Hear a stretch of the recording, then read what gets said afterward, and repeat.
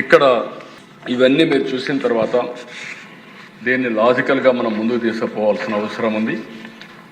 ఇప్పుడే deputy CM గారు చెప్పినట్టు 22వ తారీఖు ఇది అమలు ప్రారంభమవుతుంది. 22వ తారీఖు నుంచి దసరా రోజు నుంచి మళ్ళీ దీపావళి 20వ తారీఖు, మళ్ళీ దీపావళి వరకు దీన్ని మొన్న ఏ విధంగా అయితే యోగా మనం రాష్ట్రం మొత్తం ఒక అవేర్నెస్ తేవడానికి మనం ప్రాక్టీస్ చేసాము.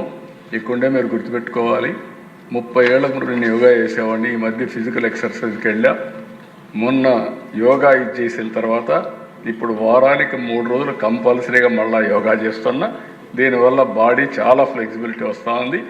మీరు కూడా ఆ రోజు ప్రోగ్రామ్ ఇస్తే ఒకరోజు ఫోటోల కోసం చేసి వదిలేశారు. కనీసం ఇప్పటి నుంచి మీరు ప్రారంభించండి. It will give so much of strength and relief కూడా ఇవన్నీ వస్తాయి. అందుకే every house hold, every village, every business establishment రాష్ట్రం మొత్తం అవేర్నెస్ తీసుకొచ్చేట్టుగా ఈ రిఫార్మ్ని సద్వినియోగం చేసుకున్నట్టుగా దీనివల్ల next level of development growth వేడిగా మనం చేయాల్సిన అవసరం ఉంది. దీనికోసం ఒక క్యాబినెట్ సబ్ కమిటీ వేస్తాం. 22న యాక్షన్ ప్లాన్ తయారు చేస్తాం. ఎమ్మెల్యేలు, ఎంపీలు అందరూ దీంట్లో ఇన్వాల్వ్ అవుతున్నారు.